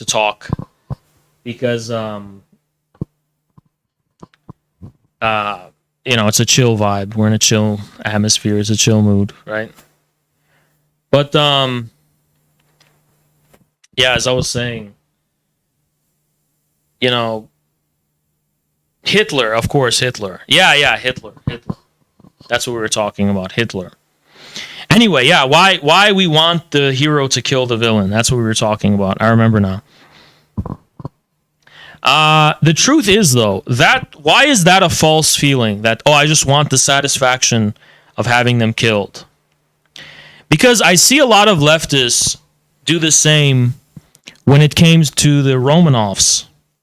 And they said the Bolshevik killed the Romanovs. Based. That's like the same as if Superman killed the villain or if Batman killed the Joker. Yeah, just do it. Don't hold a trial. But there's no proof. There's no proof the Bolsheviks did it. Actually. There's no proof it was an order from Lenin. We have every piece of evidence points in the direction that the leadership of the Bolsheviks wanted a trial. Now, there was a Red Terror in which people were killed. But even then, the killings required an order. So the Cheka would send Lenin. We've detained 400 people. What should be done with them? Lenin says, get rid of them. So it's still a collective justice, right? The Red Terror mostly, by the way, happens between peasants, bitter rivalries and tit for tat, peasants killing. It's still mob violence. It's still some collective event, right? It's not the fulfillment of an individual revenge fantasy or desire to hurt people, transposing your individual feeling to a political one. It's still a revolutionary violence, right? The truth is, one should not have the instinct. Let me preface this. You can have your blood feuds on a personal level. If someone fucks your wife, and I'm not going to say anything, right? If someone is fucking with you personally, right? I'm not saying shit, right? You should never, ever, though. It's a cardinal sin.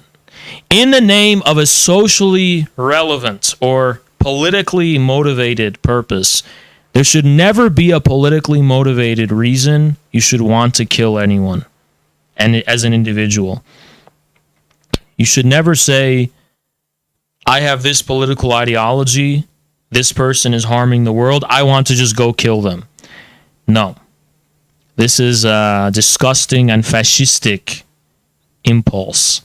You're just aestheticizing. It's because it's not personal.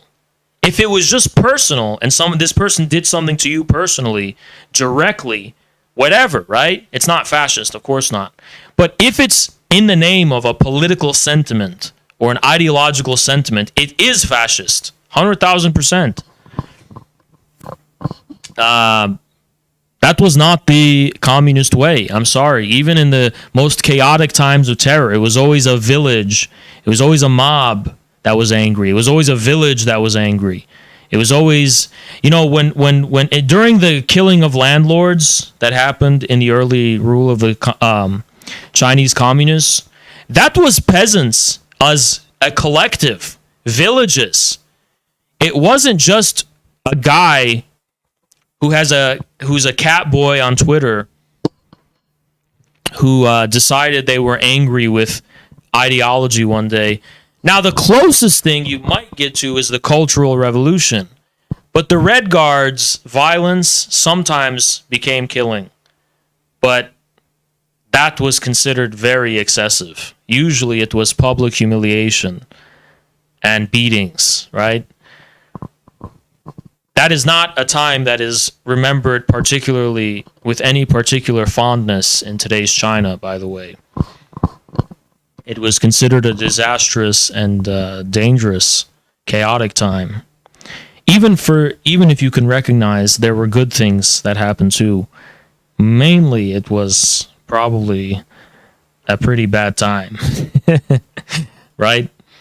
Anyway, it was chaotic, it was just Red Guards fighting each other, factions, whatever.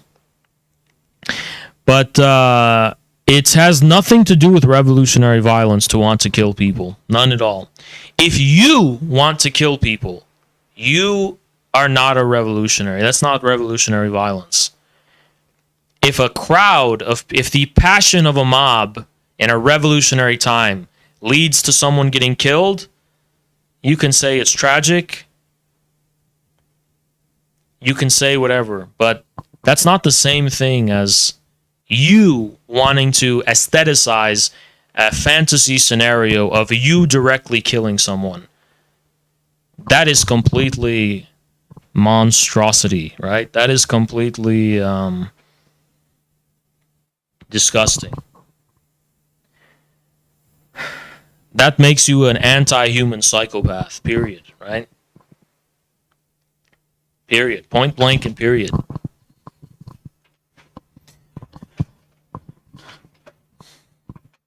And war is war. A lot of times soldiers in war do kill, but that's all looked back upon very darkly and morbidly. I'm not even necessarily saying that in a revolutionary scenario, that kind of violence won't happen, where one guy just gets so mad they go and kill someone. Of course it does. But why fantasize about it? Why aestheticize it? Why glorify it through some artistic medium? That just is chaos. That's wild human feeling based on the content of an event. It's not some formalization based on that's what's fascist, really, right? Fascism, I'm not even saying violence is fascist. I'm saying that glorifying violence, I'm saying fantasizing and aestheticizing you killing someone is fascist. Especially when you're not in a wartime scenario and you're not in a revolutionary scenario. If you're not in a wartime scenario and if you're not a revolutionary scenario and you're talking about how much you want to kill people, you know what? You should just go to jail. You need to be separated from society. If police came and took you away and put you in fucking jail, I would shed no tears for you. You're a fucking wild animal and a psychopath. I mean, I'm trying to build an organization which I want to launch this month. You think I want people like that in my organization? Holy shit, we haven't even started yet. Nothing has even gotten off the ground. We haven't even built a movement yet, and you're like a perverse porn addict who wants to go kill people? You should go to jail, dude. I want the police to come and take you away. You're dangerous. You would probably kill your own mother and father. You'd probably kill your own kids, or you'd kill children or some shit. You're just an unstable, simply psychopathic person who's not all there. You know what I mean? It's one thing to want to be hyped up to work. That's a beautiful thing. That's what we cultivate, actually, right? I want to go fight for the people. That's what we want to do. We want to fight for the people. But you fight for the people by doing the work for the people. You fight for the people by working to build the power of the people. You don't fight for the people by going and killing people in the name of an ideology and a political cause. That's completely...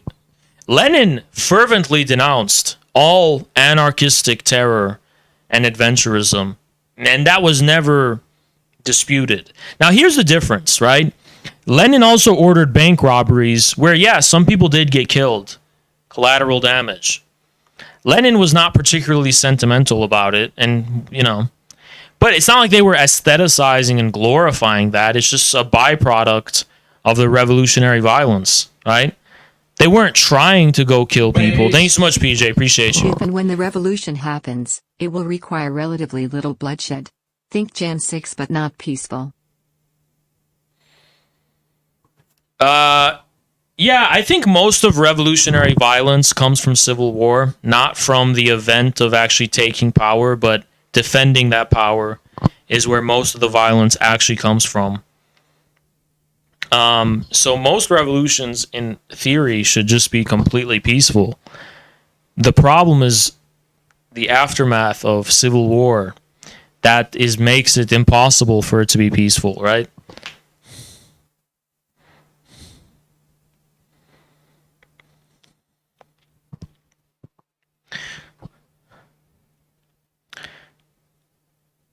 That's the problem with liberal movies, is not that the hero hesitates to kill. The problem is how they cultivate in us the fascistic impulse to want the hero to kill the villain and deny it from us. The fact they cultivate that in the first place is the problem. That's what makes them false and wrong and immoral and so on.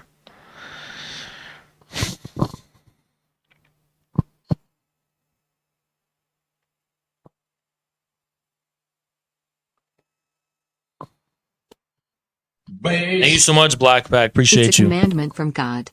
Killing just because is not allowed, period. Yeah, very much so. Very much so. I think also, I want to also say another thing about fascistic violence. I'm not moralizing and panicking and saying, oh my God, it's scary. I want to speak to how impotent it is. True violence is not physical violence. Physical violence is extremely impotent. If you want to talk about a kind of abstract, let's call metaphysical violence, that is what really is worth more than life itself. Meaning, think of infrared. How much violence just results, not physical violence, just metaphysical violence, results from infrared's presence online? How many people we've shattered their sense of meaning, right? That's where the real conflict is.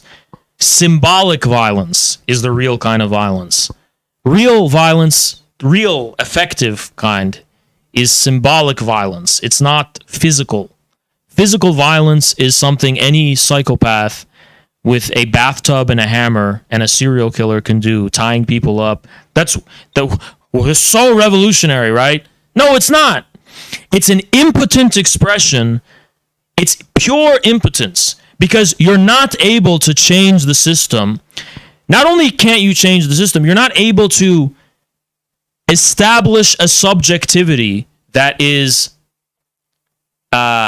different from the hegemonic ideology. You're not even able to make sense of the world in a revolutionary way. So you excuse your own ideological and theoretical impotence for a violent power fantasy in which you are going around stabbing and killing and murdering people. That's what I find sad. Right? Thank you so much, Hard Target. Fascism is colonialism exacted against your own civilization, justifying violence against a population, and celebrating it as saving the civilization. Sure, that's an interesting definition. I'd have to think more on that. But another way of thinking about this. Thanks so much, Harold. Appreciate you.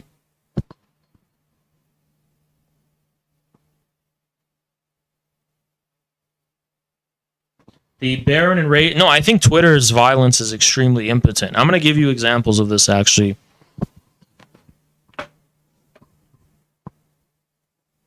Thank you so much, Harold. Appreciate you.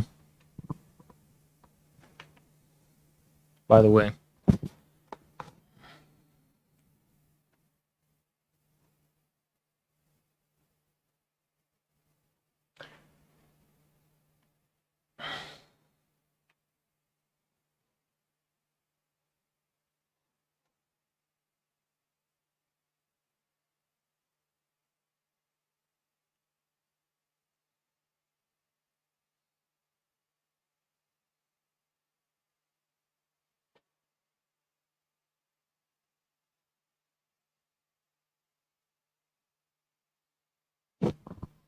I want to.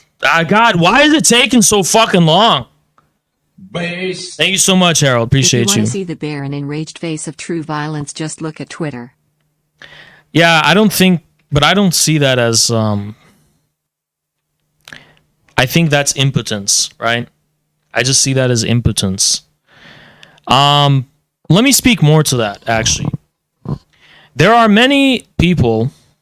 a few people on Twitter who constantly talk about how they want to kill me. I want to go and kill Oz! But think about how pathetic and impotent that is. You want to physically kill me. You want to do this because you have no way of articulating an effective response to me. Not just in terms of a public debate, but even as far as your own internal monologue. I have invaded your own internal monologue, your own way of making sense of the world, and produced in you a cognitive dissonance that you cannot articulate an effective response to. So your impotent shrill is that you want to just come and kill me physically.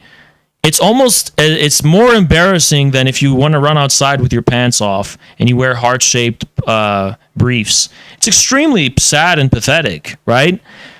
That is how all of this aestheticization of violent fantasies really are, though. It's a impotent response to being ineffective ways of making sense of things. You can't challenge people in power, even with your words, even to yourself.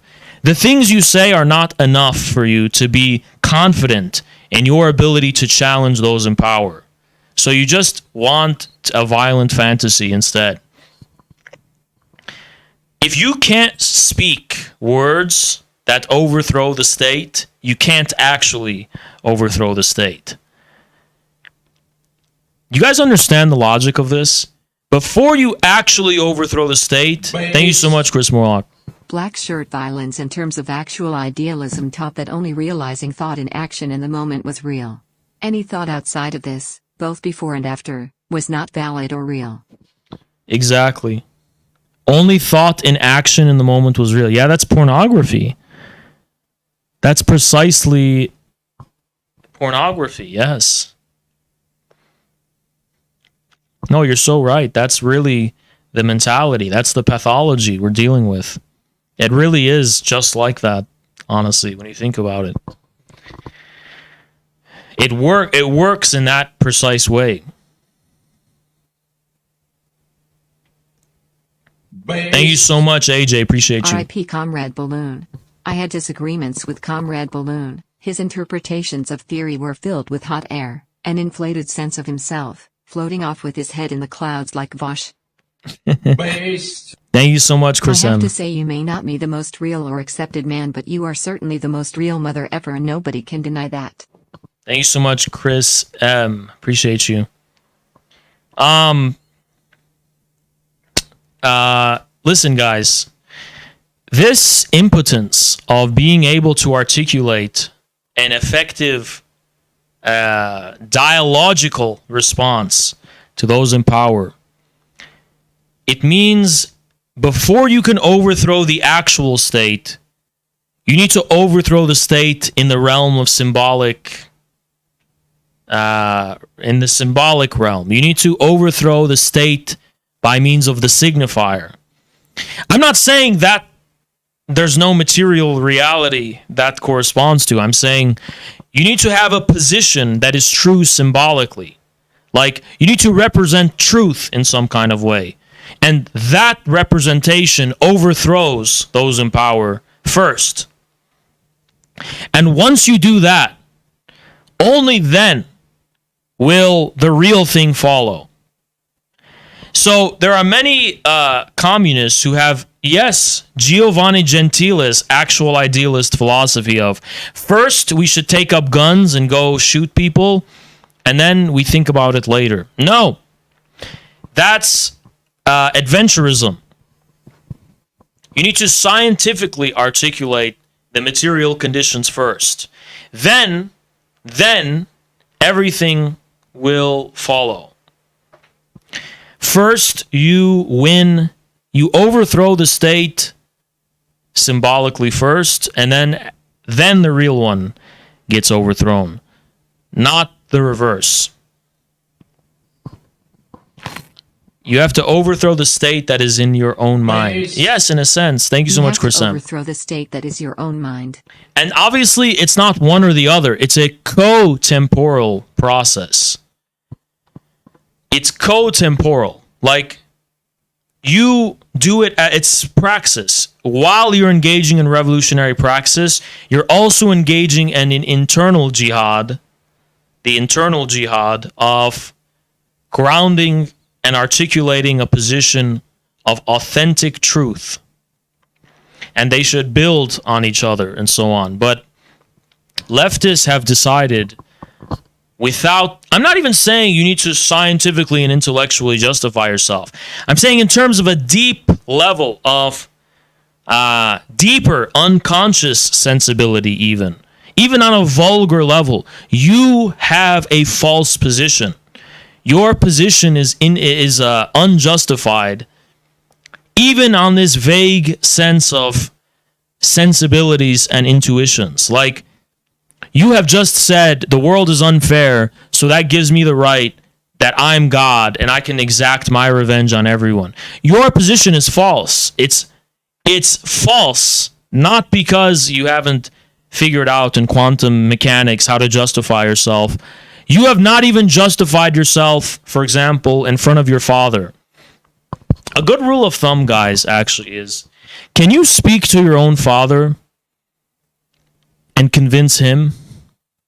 It's such a good rule of thumb, because your father will never be an intellectual with you. He will just read between the lines. Is this dumb bullshit or is this real shit, right? If you can't communicate to your father and justify yourself, you can't do it to society either, period. If you cannot justify yourself to your own father, you can't do it to society. That would be my philosophy to you. That's my wisdom to you. If you cannot justify yourself to your own father, you can't do it to society. But leftists can't justify themselves to their father, right? Now, some may say, Haas, what about the case of Stalin? Stalin was in prison. His father rejected him. Stalin couldn't explain it to his father. But he could. Stalin very calmly told his father. And his father is the one who emotionally stormed off and fled from Stalin. Stalin did not run from his father. Stalin's father abandoned both him and his mother, Stalin's mother, and just fled off with another woman because Stalin's father could not accept what Stalin was doing. He couldn't face the truth.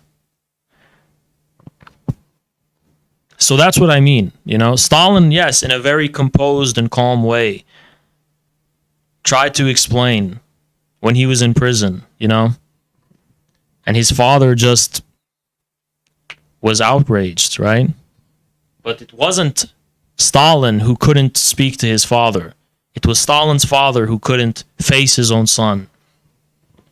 So there's always nuances there, right? But I mean very broadly, if you can't speak before your father, you can't do it before society either. Thank you so much, Harold. My dad started watching your videos. I'm always watching the streams. Thank you so much, Harold. Appreciate that. That's interesting, right?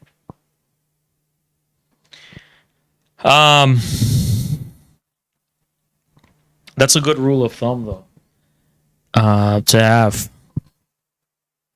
It's always a good rule of thumb. But anyway, as I was saying, in terms of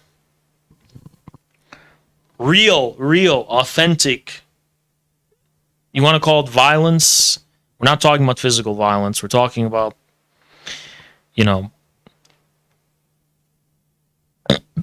ways of challenging the world, right? That is not happening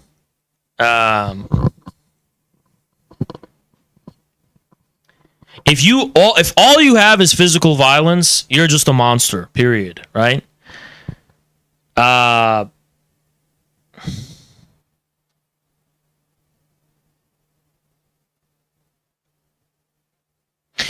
communist should not be an animal. You should begin with the premise of, I am a human being. I don't want to exact harm on other people. I don't want to go around and hurt others on a socially contrived basis. Now, if someone is doing something to you personally, that's your business. I'm not going to moralize to you and say, oh, I'm not going to say anything, right? God forbid someone tries to hurt your family. I'm not going to say anything to you. But if you're going to speak for society's injustices and so on, you need to be responsible. That means, no, you're not God. You can't just fucking kill people. You're saying, oh, you must be condemned to death because of your crimes against society. Well, there must be a procedure then. There must be a procedural way of some kind that society exerts its will. You are not society by yourself, right? That's why it's a basic proceduralism is something that occurs even at the height of Stalin's purges. Soviet society still had trials and a due process formally. Liberals say that means nothing, and leftists today say that means nothing. Based, Stalin just killed everyone. But that's not actually what happened. There was a procedure. Even in, the worst excesses of political violence in the 20th century, besides fascism, it's always collective, right? Which violence, as a rule, is never something you want, by the way. You should never want it. You should never crave it. You should never wish for it. Period. Nobody wants violence except a scumbag. Even if someone pushes you to the edge, it's not what you wanted. If someone tries to hurt your family, you don't want to have to defend them. Because you don't want to be put in a position. You don't want any harm to have come to them in the first place, right? Why I think violence is impotent is because there is already enough violence of being a human being and dwelling within God's creation. There's already enough violence of trying to figure out how to get people clean water. There's already enough violence in discovering the next medical innovation to cure the sick and help the sick. There's already enough violence in having to solve great, marvelous engineering problems to increase the proliferation and traveling of goods. There's enough violence we have been graced with as human beings here on planet Earth. Trust me, there's enough. There's enough. As a rule, it should never be. That's why I love the Chinese movie, The Wandering Earth. I love The Wandering Earth because I love this idea that the true violence is not only coming from nature, but even our own great works. Like, we have this thruster that's not working, and if we don't fix it, it's going to kill us all. That's violence. You know what I mean? And I find it so much more heroic when mankind attends to the objective, unavoidable violence of being. Just being and living entails a level of violence. And when you try to run away from that by wanting to grab a club and beating over your fellow man's head, you're a fucking pussy. You're running away from the real violence, the one that's unavoidable, and you're coping with it by trying to have a avoidable violence to make it seem like the unavoidable one isn't the fucking elephant in the room, right? It's really tough to deal with unavoidable violence that comes from nature. I mean, in Wuhan, when they were battling, you know, that thing that happened, I don't even know if I can say the word. That was very violent, man. Just having to be locked down and people who were dying from shit. I mean, I remember I got the flu. I think it was the flu back in 2019. And that felt like a violent struggle for me. And it felt like I was going to die. It was I don't know what that was, by the way. It was really aggressive. Like I've never had it before. And it lasted for like 2 weeks or a week and a half. And oh my God, I remember just sitting down on my couch and I could not. I was already really depressed at that time. It was the worst time for me to get the flu. I had a horrific I got walking pneumonia after.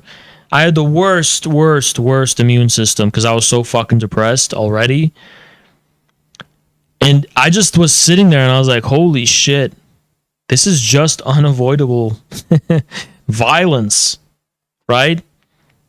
It's a very tame example. I get it. But I feel like being a real tough guy is being able to stare that in the face. Being a tough guy means being able to survive if, God forbid, someone in your family gets a disease that cannot be cured. Want to talk about being a fucking tough guy? Being a tough guy is standing by them and helping them get through that and helping them come to terms with the fact they may not survive it. That's fucking tough, man.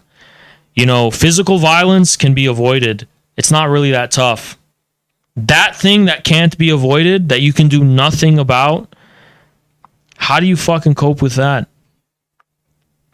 If a fucking tornado comes and destroys a city or a town, someone dies, it's like, who do you take that up with, right? That's unavoidable violence. And I think that's what humanity should be focused on dealing with. And I think that's what we do deal with in the form of labor. You know? Living is just struggle. Living is a struggle. Never forget it. I want you guys to start watching nature documentaries, and I want you to watch a fucking lion maul a fucking gazelle and eat it. Just kill it and eat it. And I want you to think to yourself and say, remember, living, just living is a struggle. You don't need to have violent fantasies toward anyone. If that lion doesn't do that, it doesn't live. That fucking gazelle is dead. Just living, that gazelle's got to run the fuck away from danger all the time. That's real shit, dude. That's real shit. You should always be grateful. You should be humbled. We're not that different from that. Just be humble that, you know, we can really at least think about our problem. Because we're not that different from, not much separates us from animals in terms of being humbled as God's creation. We are at the mercy of creation, just like animals are. The only difference is that we have a chance to venerate God in a greater way than they do. But always be thankful. Thank God. That's a fucking miracle.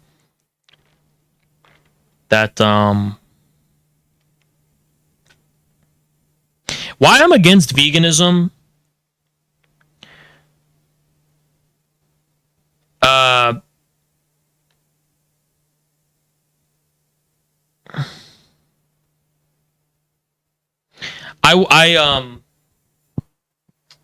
I think veganism is so false and why I think vegetarianism is so false, because I think you're trying to avoid that the irreducibility of that natural violence, that for the animal kingdom, they don't have a choice. And then the vegans say, well, we do have a choice. And then my point is, I beg to differ. I don't think we have a choice. That's a false choice. We are not ontically superior. Sorry, we're not metaphysically superior to animals or even a rock. We have hunger as animals have hunger. We have thirst as they have thirst. we are also at the mercy of that same wilderness.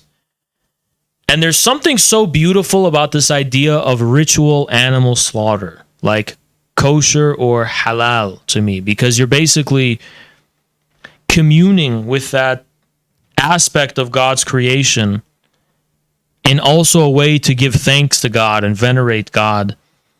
I find that so beautiful, right?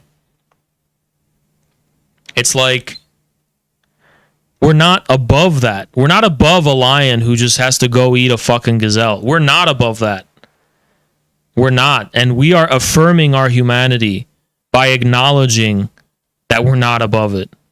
The only way we can affirm our humanity is acknowledging how our humanity is not a Luciferian pride of, we're so much better than animals, we're way better. It's more like a way of relating to this lower side of ourselves in a dignified and respectable manner. That should be a very humbling experience. Thank you, Chris M. Violence is an excuse for peace. Love and mercy is the real meaning of life. The strong surviving means the merciful survive. Just a thought. I think so too, Chris. I think so too. Thank you so much, Chris, by the way. Appreciate you. Appreciate you. Anyway, guys, the stream's gone on a little longer. This was a nice little stream. Rev, why isn't labor the human spirit? Because I think labor represents a problem we've gotten into before it has become spirit. Before, labor is more like dwelling within creation. Labor is more like the human creation. We are in a problem. We are already laboring before we have spirit.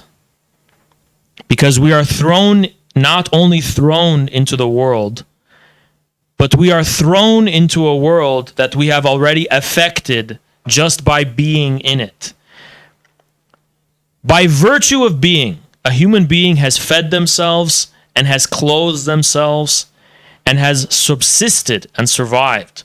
And if a human being has subsisted and has survived, it entails a human community that is already interacting with nature in such a way. And that, to me, is where labor is. Labor is not in front of us, it's behind us. Labor is not, I'm sitting here, I'm lazy, I want to go. That's more adventuristic, right? Real labor is, I am already doing this. I'm living, aren't I? So I'm already doing this. There is already a community of human labor somehow. It's hard to believe in the era of NEETs and people who sit around all day playing video games. And you know, UBI and all that kind of stuff. But it's true.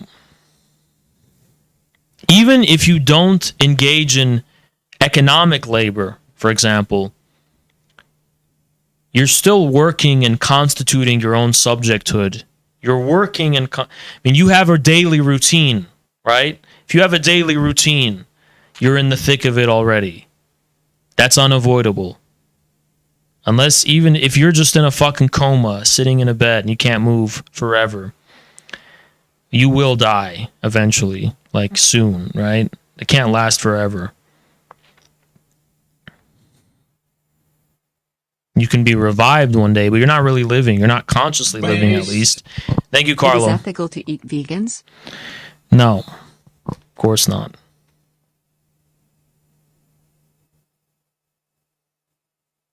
Labor is how man separates himself from animals, Rev, but that separation precedes spirit. We are separated from animals first, and that is a very violent kind of separation. That's material. That's like we're fallen from Eden, fallen from paradise, right?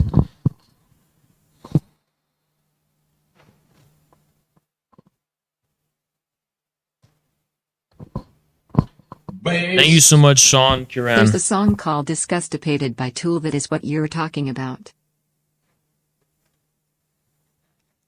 Rev, I would also say with value, value theory, at the same time that value theory just talks about this, I guess, arbitrary capitalist way of valorizing substantive human labor, the universality of value, Marx anticipates a universality of social labor in the same fashion. Marx doesn't just say our individual inputs of labor are violently abstracted into universal exchange value. By volume 3, Marx makes it clear that value is an estranged representation of an already substantively social labor. And that's the Marx you never get. Cockshot's Marx, Paul Cockshot has a Marx that is about the individual substance of labor. And the German new value theorists, whatever you call them, have a theory of Marx that says labor is insubstantial, value is insubstantial, it's just Kantian transcendental screen of social relations, sociality in the form of relations. But Marx's Marx, if you want, is neither. Marx's Marx is substantive social labor. Marx doesn't believe in individual substance. For Marx, the substance is itself at the level of, if you want to think about it, Marx is more like Ilyenkov. Marx is more like science fiction. Marx is more like we human beings are Anthropocene, affecting the world in a geological, like as a natural force, real force of nature. For Marx, sociality is not some Kantian abstraction or whatever. Sociality is real. Thank you so much, Roxoff. R.I.P. innocent comrade weather balloon shot down in its prime. Please donate for the funeral costs. Honestly, this is not enough. Honestly, not enough. Thank you so much, Roxoff. Appreciate you. Appreciate you. Anyway, guys, with that being said, I'm going to wrap it up. I got to go. But great stream, beautiful stream, nice stream, great time, fun time. Great time, beautiful time, interesting time, thoughtful time. Contemplative time, big brain time, right? I like the stream tonight. Did you guys like the stream? Me too.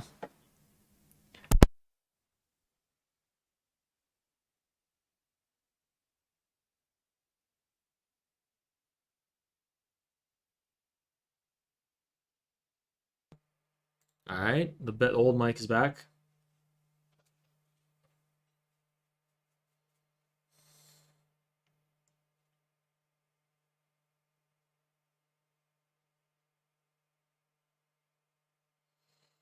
Thank you so much, Chris. Appreciate you, man.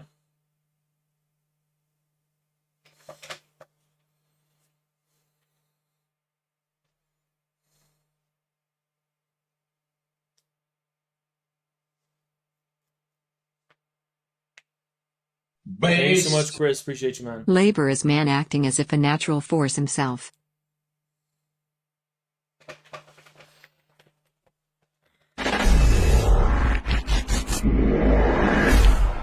Will you join forces with Sultanus and his patriotic socialist front? MAGA communist plus that would be a good combo. Make a party. I don't know what that is, but I will say that the patriotic socialist label was not something we liked. We didn't like it because it was just too much like democratic socialism. But we probably have a different goal, which is to ultimately about the actual CPUSA. Even the organization party I plan on building and launching this year is still about the CPUSA. So, you know, I'm not sure what it means to join forces, given that aim. Anyway, guys.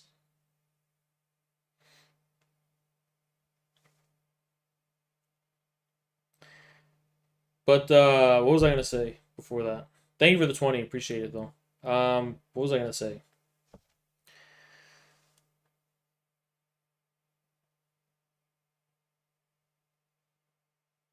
Oh yeah, today's stream was really fun, wasn't it? Based. Thank you so much, Cario. Make them join your CPUSA. I the CPU, I mean, what CPU would say, right? I think yeah, I think the issue we're facing right now is launching the para. It's going to be a very specific and innovative thing we're going to do for the thing we're launching hopefully this February. It's going to be an unprecedented combination of information technologies with on-the-ground organization. And it's not going to be very centralized, right? So it's not really going to be centralized. It's not going to be a traditional political party. So it will make sense when it's launched. But now it doesn't make sense a lot, I guess, to explain. Anyway, guys, great stream. Great stream. I'll see you guys tomorrow. Bye-bye.